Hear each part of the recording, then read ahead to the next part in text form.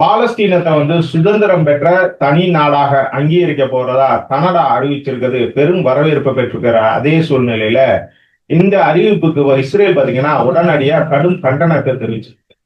அதாவது பாலஸ்தீனத்துக்கும் இஸ்ரேலுக்கும் இடையில வந்த போர் பாத்தீங்கன்னா ஒரு 75 ஆண்டுகளுக்கு மேல கிட்டத்தட்ட 100 ஆண்டுகளாக நடந்துகிட்டே இருக்குது. என்ன காரணம்னா 1947க்கு முன்பு வரை பாத்தீங்கன்னா இஸ்ரேல் அப்படிங்கிற ஒரு நாடே இல்ல. அது முழுக்க பாலஸ்தீனியர்கள் குறிப்பாக அரபியர்களால முழுவதுமாக ஆட்சி செய்யப்பட்ட ஒரு பகுதி தான் அந்த பாலஸ்தீனம் அப்படிங்கிறது.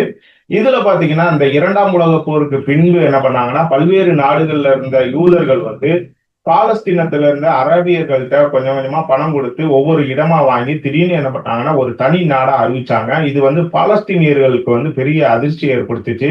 தங்களோட நாடை கொஞ்சம் கொஞ்சமா சுரண்டி அவங்க தனி நாடா அறிவிச்சுட்டாங்களே அப்படின்னு சொல்லிட்டு.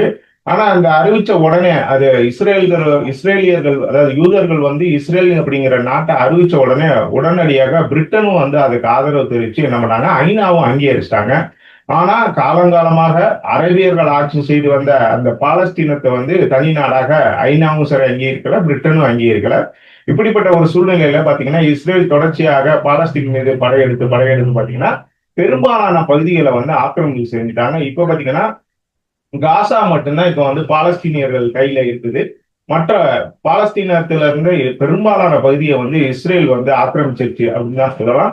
இப்படிப்பட்ட ஒரு சூழ்நிலையில தான் கடந்த இரண்டு ஆண்டுகளுக்கு முன்பு ஹமாஸ் படையினர் இஸ்ரேல் மீது கடுமையான தாக்குதல் நடத்துறாங்க. அதுக்கு இஸ்ரேலும் தக்க பதிலடி கொடுத்தாங்க. இதுல இரண்டு தரப்புல பெரும் உயிரிழப்பு ஏற்பட்டுச்சு. ஆனா ஒரு கட்டத்துல ஹமாஸ் முழுவதுமா அடங்கிட்டாங்க அப்படிங்கிற ஒரு சுச்சுவேஷன்ல பாத்தீங்கன்னா பாலஸ்தீனத்துல இருக்கிற இந்த பெண்கள் குழந்தைகள் பாத்தீங்கன்னா உணவுக்காக காத்திருக்கக்கூடிய முகாம்களை குறிவைத்து இஸ்ரேல் தொடர்ச்சியா தாக்குதல் நடத்தியிருக்கு. இதுல பாத்தீங்கன்னா ஒவ்வொரு நாளும் நூற்றுக்கணக்கான குழந்தைகளும் பெண்களும் உயிரிழந்துகிட்டே இருக்கிறாங்க.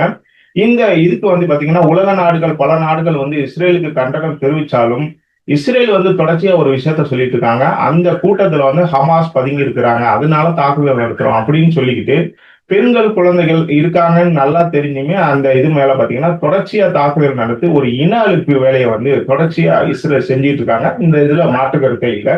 அதாவது தமிழ்ல ஒரு பழமொழி இருக்குது, ஒண்ட வந்த பிடாரி ஊர் பிடாரிய விரட்டின மாதிரி அப்படிங்கிற மாதிரி இஸ்ரேல் இப்ப ஒட்டுமொத்தமா அங்க இருக்கக்கூடிய அரபியர்கள் அதாவது இஸ்லாமியர்களை முழுவதுமா வெளியேற்றிட்டு அது தங்கள் நாடு முழுவதுமே பாலஸ்தீனம் முழுவதையுமே தங்கள் நாடாக மாற்றணும் அப்படிங்கறதுல ரொம்ப இதா இருக்கிறாங்க. இப்படிப்பட்ட ஒரு சூழ்நிலையில தான் என்ன பண்ணாங்கன்னா ஏற்கனவே பிரான்ஸ் ஒரு இது பண்ணிட்டாங்க. அங்க இருக்கக்கூடிய மக்களை அதாவது காசாவில் இருக்கக்கூடிய மக்களை காப்பாற்ற வேண்டிய பொறுப்பு உலக நாடுகளுக்கு இருக்குது. அதனால பாலஸ்தீனத்தை சுதந்திரம் பெற்ற தனி நாடாக அங்கீகரிக்கிறோம், நாங்க முதல் நாடாக அங்கீகரிக்கிறோம் அப்படிங்கிற மாதிரி ஒரு இது பண்ணாங்க. உடனே இஸ்ரேல் இது ஹமாஸுக்கு செய்யக்கூட உதவி அப்படி இப்படின்னு உருட்டினாங்க. ஆனாலும் என்ன பண்ணாங்க, அதுல எல்லாம் ஒன்னும் பின்வாங்கிக்கல. பிரான்ஸ் இது பண்ணாங்க. இந்த மக்களை காப்பாற்ற வேண்டியது உலக நாடுகளோட பொறுப்புங்கிறதுனால அவங்க தனியா ஒரு இராணுவத்தை கட்டமைக்கிற ஒரு இது கொடுக்கணும், சுதந்திரம் கொடுக்கணும்.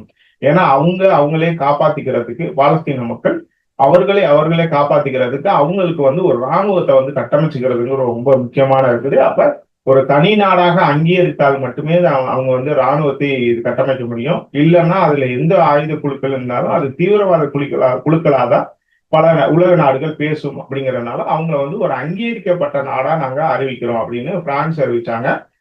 அதை தொடர்ந்து பாத்தீங்கன்னா ஆரம்பத்துல இஸ்ரேல் உருவாகிறதுக்கு பெரும் உதவிகரமா இருந்த பிரிட்டன் பாத்தீங்கன்னா பாலஸ்தீனத்தை தனி நாடாக அங்கீகரிக்கிறதுக்கு பிரிட்டனும் ஆதரவளிச்சுட்டாங்க. இப்படிப்பட்ட ஒரு சூழ்நிலையில தான் கனடாவும் பாத்தீங்கன்னா இதுக்கு மூன்றாவது அறிவிப்பை வெளியிட்டாங்க. மூன்றாவதா பாலஸ்தீனத்தை சுதந்திர பெற்ற நாடாக அங்கீகரிக்கிறோம் அப்படின்னு சொல்லி ஒரு விஷயத்த சொல்லிட்டாங்க.